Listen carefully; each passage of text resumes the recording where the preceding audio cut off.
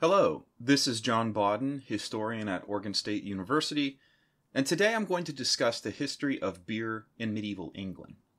Women who brewed major changes in the aftermath of the Black Death, and by lecture's end, England will have adopted the use of hops, and men will be the primary producers of beer in the kingdom. After the collapse of the Roman Empire, Germanic-speaking Jutes, Angles, and Saxons migrated from continental Europe to England and brought with them a rural way of life. Written evidence is not abundant for these early centuries, but one important document is Beowulf, an Old English poem written down around 1000 and based on centuries of oral tradition.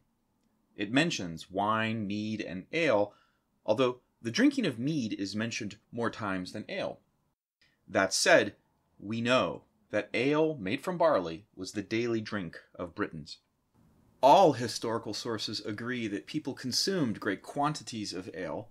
Water wasn't always safe to drink, and ale had both nutrients and stimulating effects. I should also mention something about the word ale. It originates from the Old English word alew, and through the Middle Ages it specifically referred to a malted alcoholic beverage spiced with grute, while beer referred to a drink flavored with hops from Germany or the Netherlands. With the equipment available at the time and the rural nature of life, brewing was not suitable for centralized large-scale production or distribution.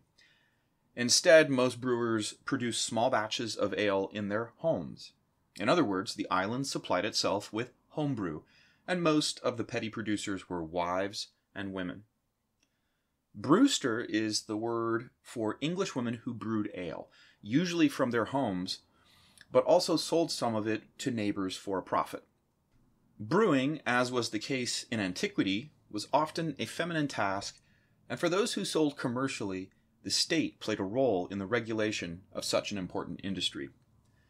The assize of bread and ale, assisa panis et cervesiae, regulated the price, weight, and quality of bread and ale in medieval England.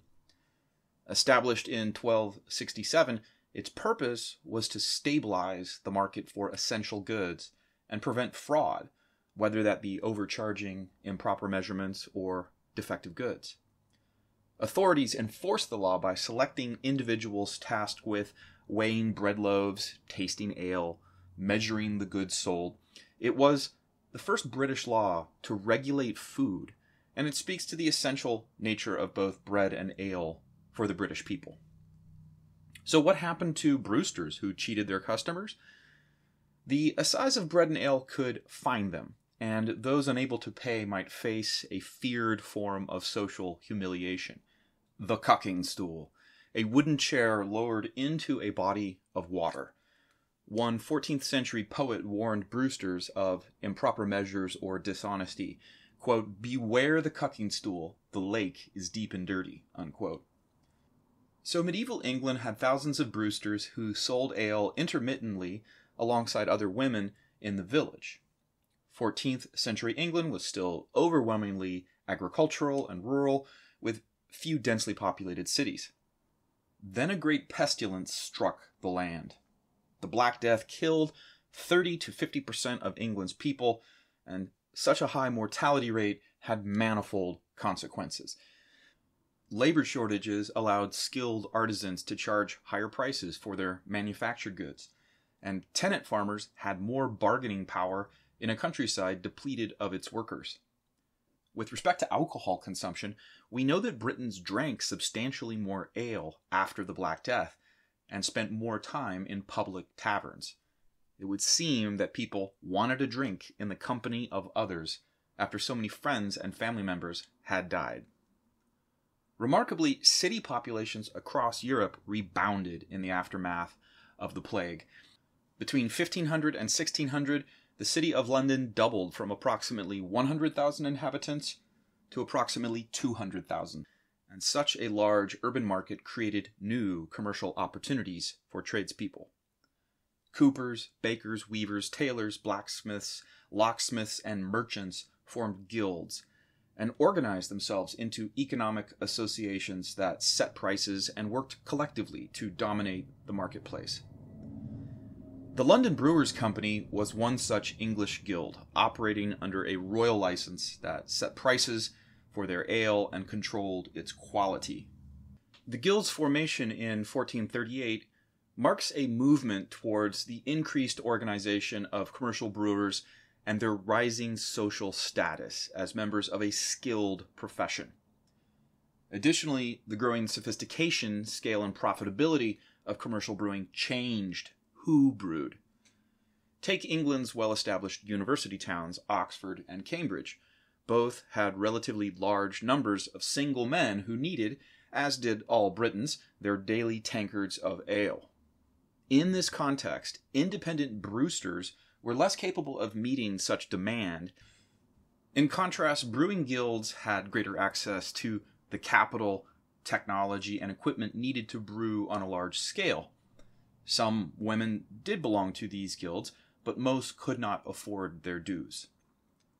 The growth of brewing guilds across the United Kingdom resulted in the decision of many innkeepers and taverns to stop brewing themselves and simply purchase from commercial brewers. So the guilds, they help push brewsters out of business. Another important change arrived slowly to England, and here I refer to hops.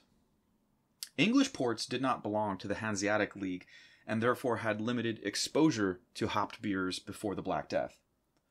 But foreigners, especially Dutch residents in London, brewed beer with hops.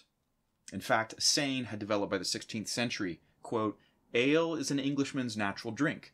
Beer is a natural drink for a Dutchman."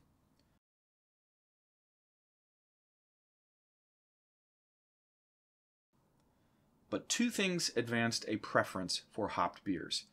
English aristocrats began preferring the drink, and a new book urged the use of hops. Reynolds Scott's 16th century book, A Perfect Platform of a Hop Garden, offered practical advice on hop cultivation from the planting, trellising, and harvesting of the flower. It also advocated use of hops for practical purposes.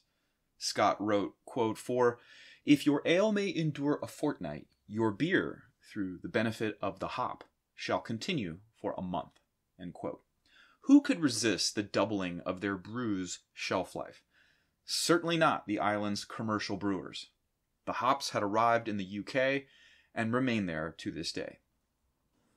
At the same time English people were cultivating hop gardens, a notable shift in culture was underway with respect to the perception of women in brewing.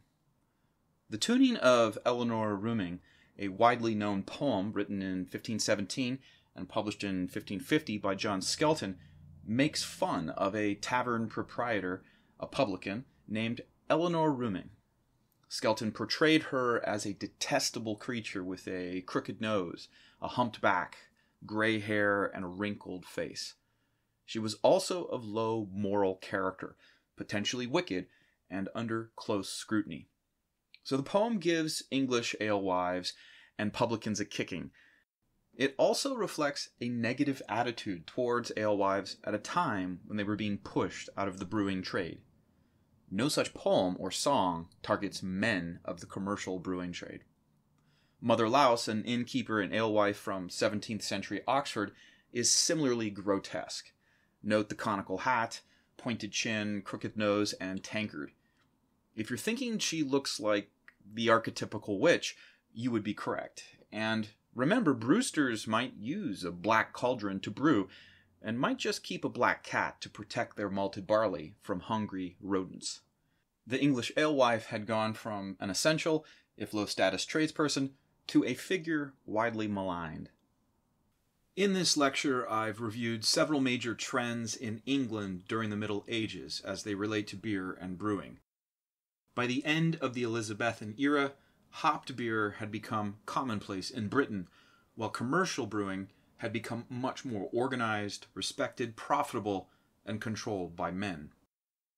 British families, like their Dutch and German counterparts, increasingly purchased beer from mid-sized breweries instead of neighbors down the road. Indeed, the whole of Northern Europe had shifted from patterns of small-scale production in the home to networks of highly organized and regulated commercial brewing. Here are the sources I consulted for this lecture. I look forward to your comments and questions.